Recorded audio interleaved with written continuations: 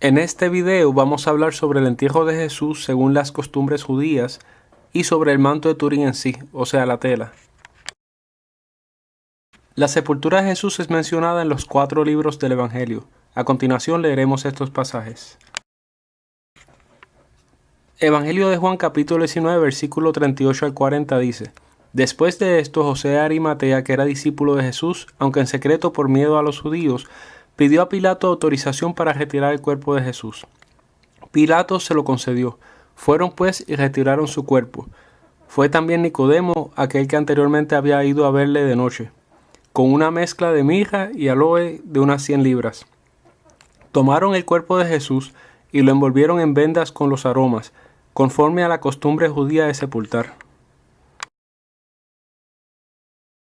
Evangelio de Mateo capítulo 27 versículos 57 al 60 dice: Al atardecer vino un hombre rico de Arimatea llamado José, que se había hecho también discípulo de Jesús. Se presentó a Pilato y pidió el cuerpo de Jesús. Entonces Pilato dio orden de que se le entregase. José tomó el cuerpo, lo envolvió en una sábana limpia y lo puso en su sepulcro nuevo que había hecho excavar en la roca. Luego hizo rodar una gran piedra hasta la entrada del sepulcro y se fue. En el siguiente pasaje bíblico del Evangelio de San Marcos podemos ver que José de Arimatea fue quien compró el manto sagrado. También que Jesús fue bajado de la cruz debido a la preparación de la Pascua. Evangelio de San Marcos capítulo 15 versículo 42 al 46. Y ya al atardecer, como era la preparación, es decir, la víspera del sábado, vino José de Arimatea, miembro respetable del consejo, que esperaba también el reino de Dios. Tuvo la valentía de entrar donde Pilato y pedirle el cuerpo de Jesús. Se extrañó Pilato de que ya estuviese muerto, y llamando al centurión, le preguntó si había muerto hacía tiempo. Informado por el centurión, le concedió el cuerpo a José, quien comprando una sábana, lo descolgó de la cruz, lo envolvió en la sábana y lo puso en un sepulcro que estaba excavado en roca. Luego hizo rodar una piedra sobre la entrada del sepulcro.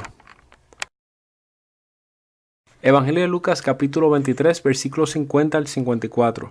Había un hombre llamado José, miembro del consejo, hombre bueno y justo, que no había asentido al consejo y al proceder de los demás. Era de Arimatea, ciudad de Judea, y esperaba el reino de Dios. Se presentó a Pilato y le pidió el cuerpo de Jesús, y después de descolgarle, le envolvió en una sábana y le puso en un sepulcro excavado en la roca en el que nadie había sido puesto todavía. Era el día de la preparación de la Pascua, y rayaba ya el sábado.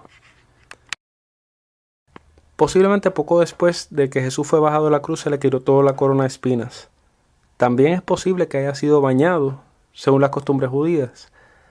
Los evangelios nos dicen que fue enterrado según las costumbres judías.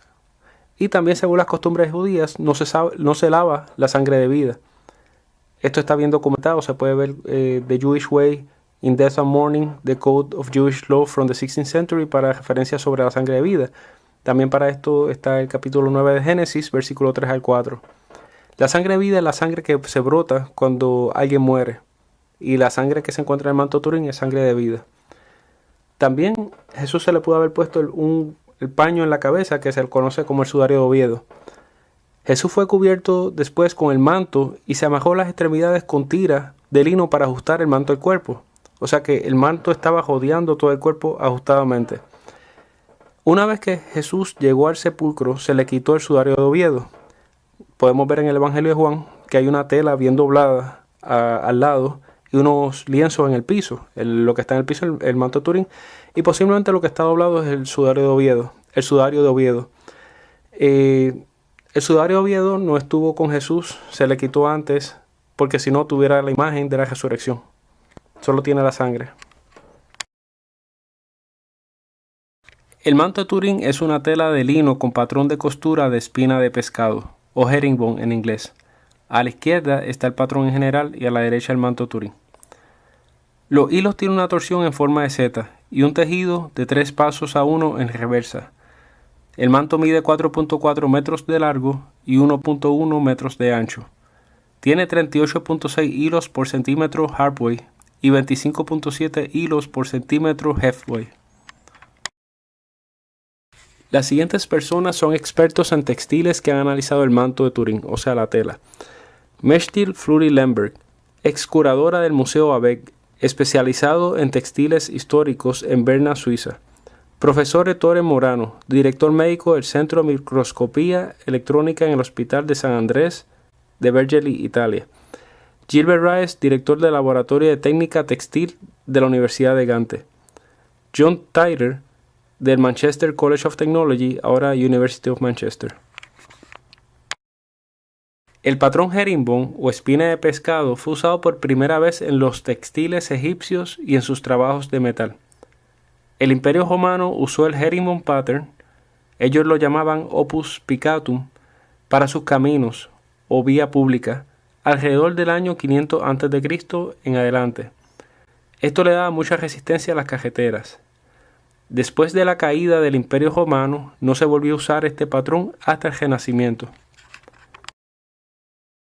El Dr. Mechtil Fleury-Lemberg encontró una gran semejanza entre la sábana santa y los mantos encontrados en las tumbas de Masada, sobre todo en el orillo y la forma inusual de la costura, tanto en el unirse a la costura y dobladillos.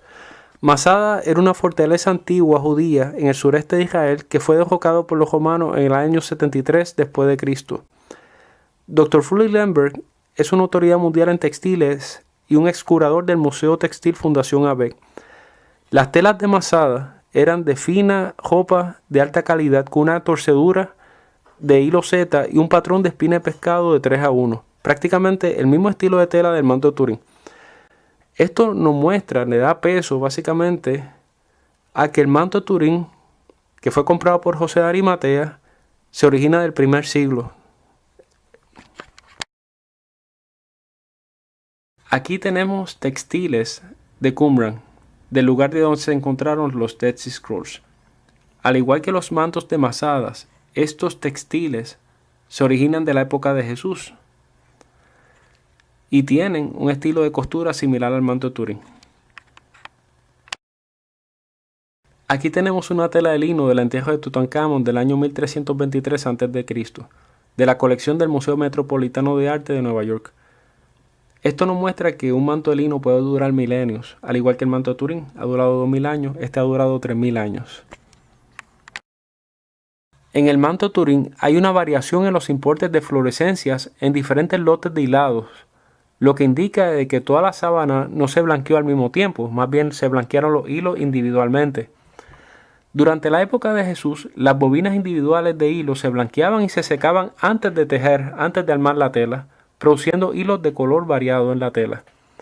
Por el contrario, durante la época medieval, la pieza entera de lino se blanqueaba después del tejido, produciendo un color constante en los hilos. El Dr. Riccardo Levisetti del Fermi Institute en la Universidad de Chicago, usando un Scanning Ion Microprobe de alta resolución, encontró partículas con una alta similitud con polvo de Jerusalén.